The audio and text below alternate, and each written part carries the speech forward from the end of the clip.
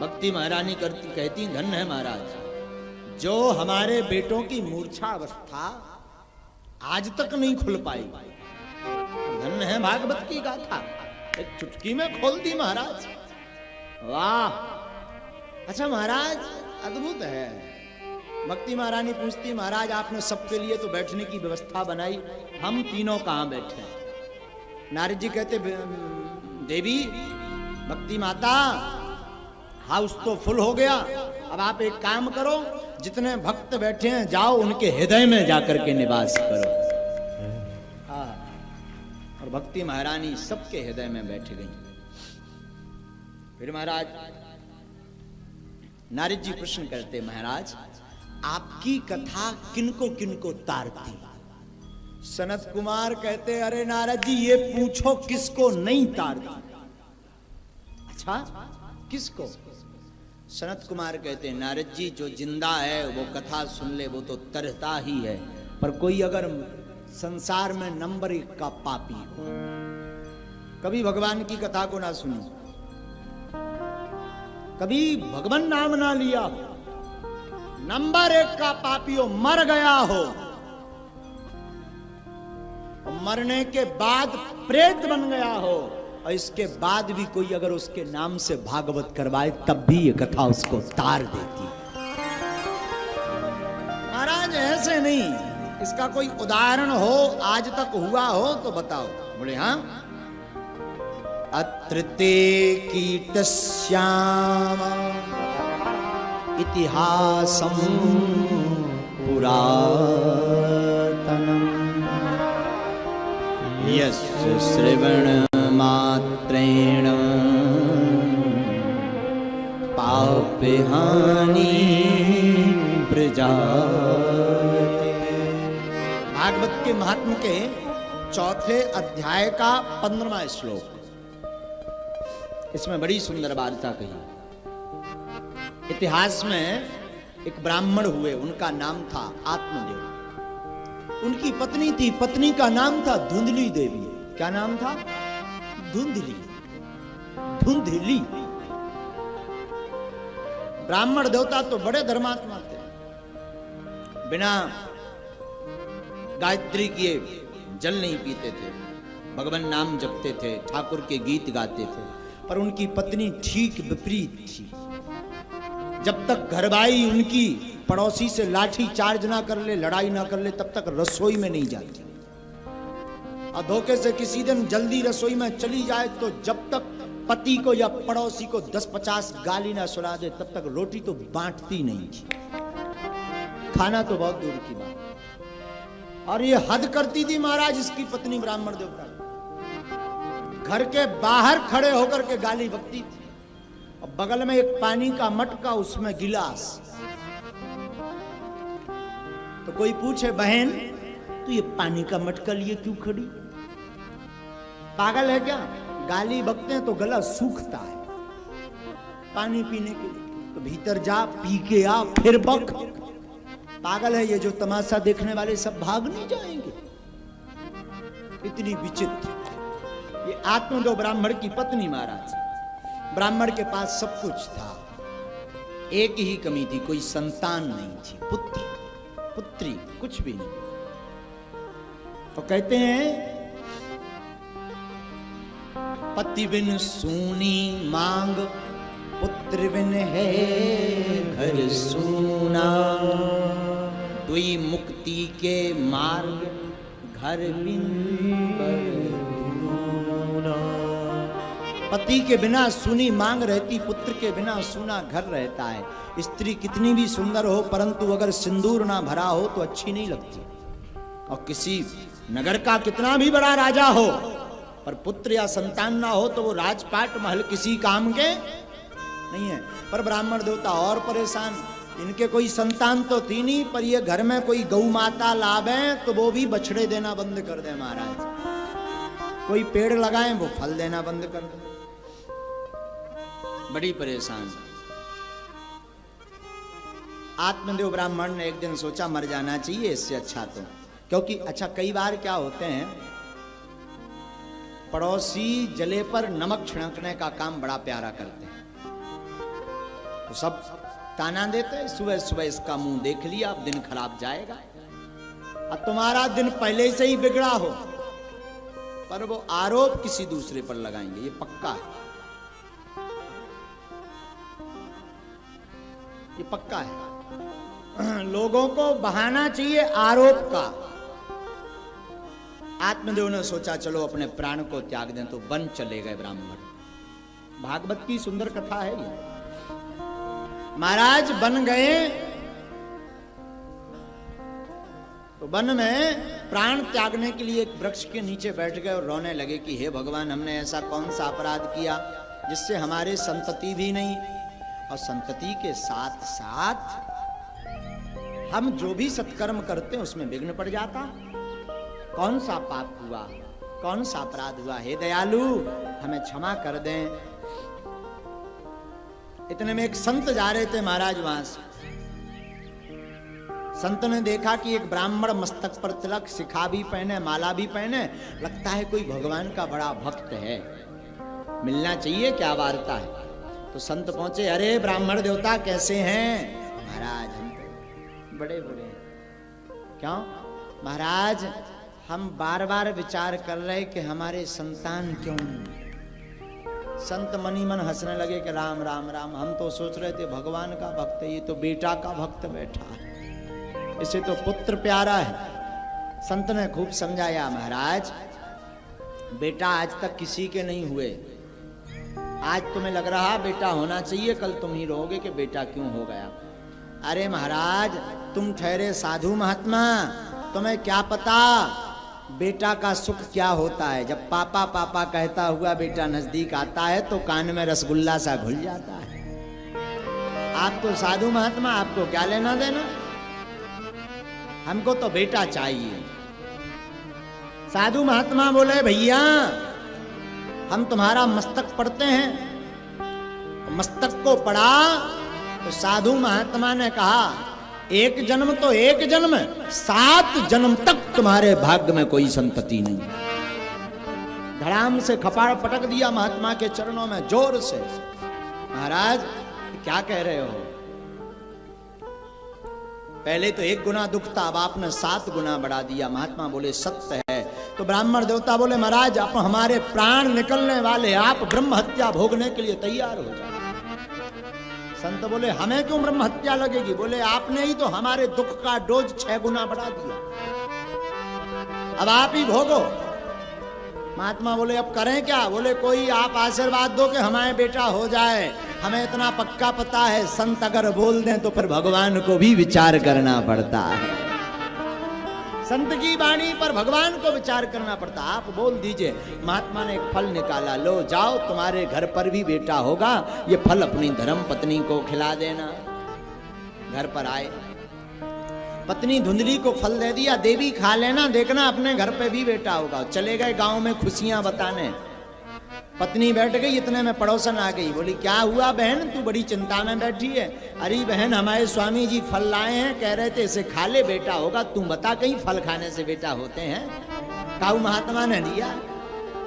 अरे बाबरी तू पागल है क्या, इसमें क्या दिक्कत, खा ले, शायद भगवान की कृपा है जाए। अरे बहन तू एक बात बता, और तो कोई दिक्कत नहीं, मैं खा लूंगी, पर हमने सुना जो स्त्री गर्भवती हो जाती है वो दौड़ नहीं पाती। अच्छा तुझे कौन सा मिलिट्री में, आर्मी में भर्ती होने जाना है जो दौड़ लगानी है? अरे नहीं नहीं नहीं, मेरे कहने का मतलब शायद मैं गर्भवती हो गई तो दौड़ नहीं पाऊंगी, घर में आग लगेगी तो सब तो भाग जाएंगे, पर मैं मर जाऊंगी। अरे बाबरी गारंटी है कि आग लगेगी? बोली, तू ले गारंटी के नहीं लगेगी। मैं क्यों लूं? अच्छा दूसरी बात बता, हमने सुना जो स्त्री गर्भवती हो जाती वो बड़ी कमजोर हो जाती है, फिर मैं सुंदर नहीं दिखूंगी। अरे बाबरी तुझे सुंदर दिखने से क्या मतलब, संतति बढ़ेगी, नाम बढ़ेगा, फल खा। पड़ोसन माथा पीट करके भाग गए। धुंधली की एक बहन थी, उस पर बड़ी कृपा थी भगवान की। 2-4 बच्चा घर पे छोड़कर आई थी, एक बच्चा आगे चल रहा था, एक बच्चा उंगली पकड़ के चल रहा था, उसी के एक बच्चा को वो 9 कन्हैया लिए थी, एक कोख में पल रहा था। अब वो आई, बहन राम राम। अरे तू ठीक आ गई बहन, चिंता में क्यों बैठी? अरे बहन ये स्वामी जी फल दे गए, काऊ संत ने दिया, इसे खा तो बेटा होगा। धुंधली ने ऐसा अपनी बहन को बताया। बहन बोली तू इन बाबाओं के चक्कर में मत पड़, ना जाने कौन सा मंत्र का फल खबा दे, तू पागल है जाए। फिर उसकी बहन चाहती थी कि ये फल ना खाए और बेटा ना हो, ताकि एक दो बेटा हमारे ही यहाँ सेट हो जाएं, इसकी संपत्ति हमारी हो जाए। तो करें क्या?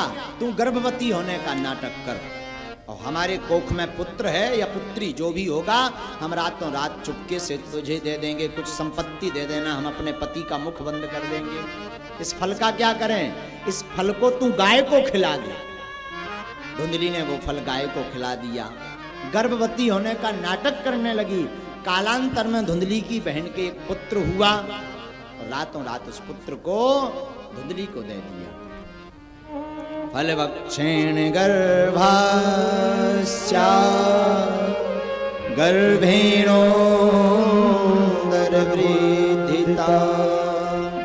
फल्पभक्षं ततो शक्ति गृहकार्यं कथं। कैसे होगा घर का काम? लेकिन पुत्र भया बड़ी प्रसन्न भई, था बहन का पुत्र, पर अपने नाम की सील मोहर लगा करके घोषणा कर दी ये हमारा बेटा है। ब्राह्मण देवता बड़े खुश भय, बेटा भया बेटा भया, बाजे बजाए गए, दुंदभी बजाई गई। और कालांतर में जो गाय को फल खिलाया था तो उसके भी महाराज बेटा हुआ, पर बछड़ा या बछड़ी नहीं, मानव जैसा बेटा हुआ, बस कान गऊ जैसे उसके भी हुए।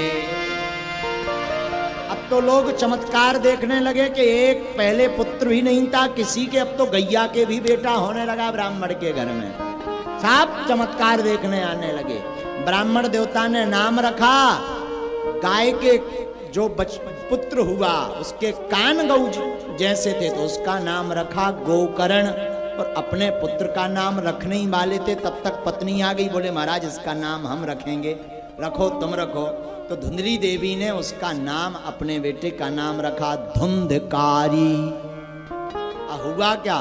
गोकर्णो पंडितो ज्ञानी धुंधकारी गोकर्ण पंडित ज्ञानी हुए, पर धुंधकारी खल हुआ। धुंधकारी वेश्याओं का संग करने लगा बड़े होकर के, और पिताजी को पीटने लगा। फिर पिताजी रोने लगे तो गोकर्ण जी ने समझाया, पिताजी ये संसार किसी का नहीं है, ना हमारा है ना तुम्हारा है। मनुष्य का जन्म मिला है तो भगवान की प्राप्ति करने के लिए भगवान की कथा को सुनो। क्या? बड़े भाग्य मानस तन पावा,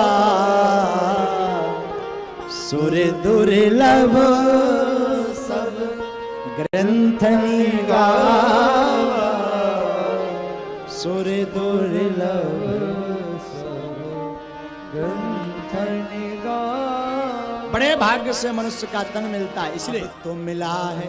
अब अगली बार बन गए अगर कुत्ता तो करो भंग भंग। कभी नहीं कभी नहीं। गारंटी थोड़ी है कि आदमी बनोगे, बता जवाब दो। आदमी बनोगे का गारंटी कार्ड है कि दोबारा में भी आदमी बनोगे? और कुत्ता बन गए फिर, और कहीं बन गए भैंसिया डेढ़ को।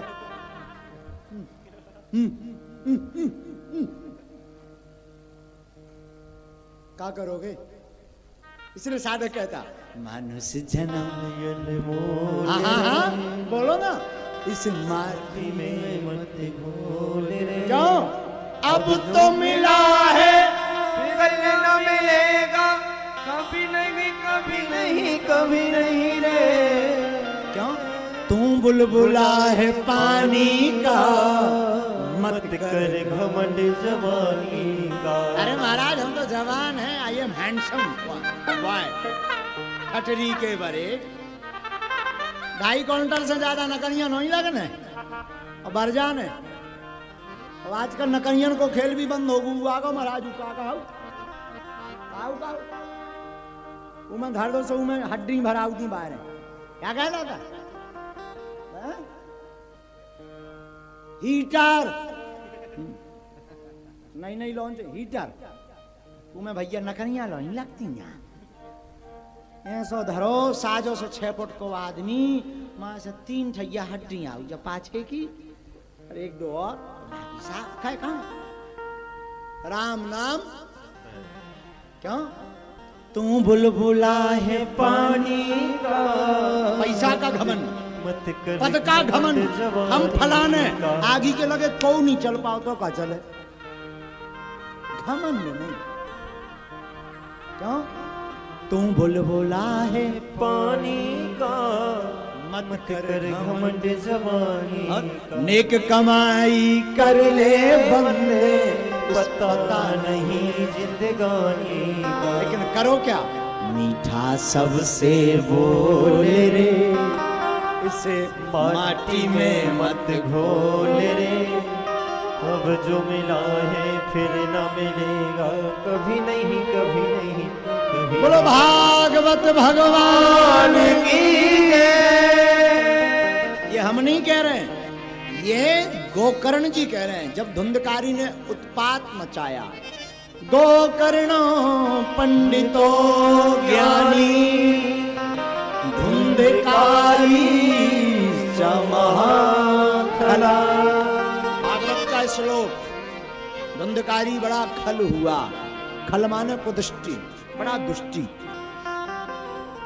बचपन से ही छोटे छोटे बच्चे से ही जब वो बचपन था तब भी खतरनाक था छोटे बच्चे पल्ले में खेल रहे हैं वो चोटियां लेके 2-4 चांटा मार दे कोई अंधा व्यक्ति इससे रास्ता पूछे ये कुआं में गिरने का बता और बड़ा हुआ तो 5 वेश्याओं को रख लिया एक दिन पिताई को खूब पिटाई लगाई आत्मदेव ब्राह्मण को बताओ पिताजी और संपत्ति कहाँ है पिताजी बेटा जितनी थी तुमने ले ली अब क्या बचा बताओ नहीं तो पिट हो फिर रोने लगे ब्राह्मण देवता पहले भी रो रहे थे क्योंकि बेटा नहीं है आज भी रो रहे बेटा क्यों है मैं प्रार्थना करूं वो बेटा होते हुए ही मर जाएं जो माता पिता का दिल दुखाए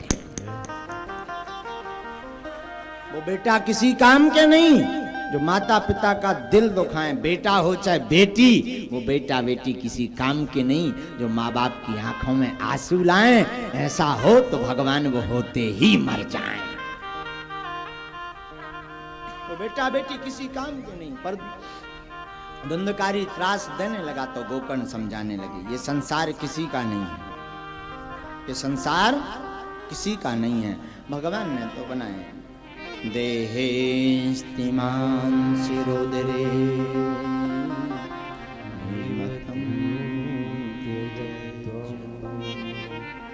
जाया सुतादिषु सदा ममतां विमुञ्च